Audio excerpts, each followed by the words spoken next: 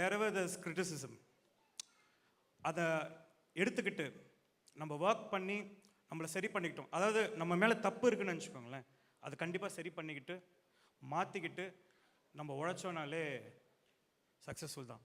எல்லாத்தையும் காதில் வாங்கிக்கணுன்ற அவசியம் இல்லை. அந்த மாதிரி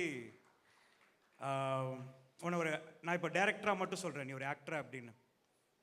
காலையில் செட்டுக்கு ஃபஸ்ட்டு வர ஆள் பிரதீப் தான். நிக்கேத் நிறைய வாட்டி சொல்லுவான், மச்சா சாரிடா ஐ கேம் ஒரு 10 minutes late, Pradeep was already there. நான் தான் அவன்கிட்ட போய் சாரி கேட்கணும், நான் தான் லேட்டாக வந்திருப்பேன், அவன் சாரி கேட்டிருப்பான்.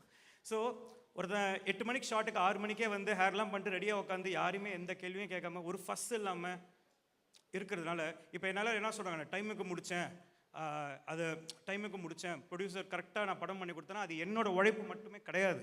நான் படம் தான் எடுக்க முடியும், ப்ரொடியூசர் கரெக்டாக காசு தரணும், ப்ரொடியூசர் சொன்ன டைமில் வந்து பின்னாடி ஒரு ப்ரொடக்ஷன் ரன் பண்ணிகிட்டே இருக்கணும். அதுக்கு இவங்க 2 பேரும் வந்து என்னை போட்டு எக்ஸாக்டாக இது பண்ணுவாங்க. அங்கே அவர் ஒருத்தர் இருக்கார், அதெல்லாம் அப்படி தான் தம்பி அப்படின்னு. இப்போ இபி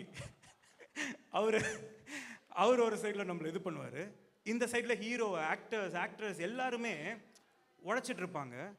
அதுக்கப்புறமா என்னை விட அதிகமாக ஒர்க் பண்ணுற என்னோடய டீம் வேலை செஞ்சதுனால தான் ஐ திங்க் எனக்கு அந்த பேர் போகுது. நான் just I'm a director who everybody works for, அதுக்கு மேலே எதுவுமே இல்லை.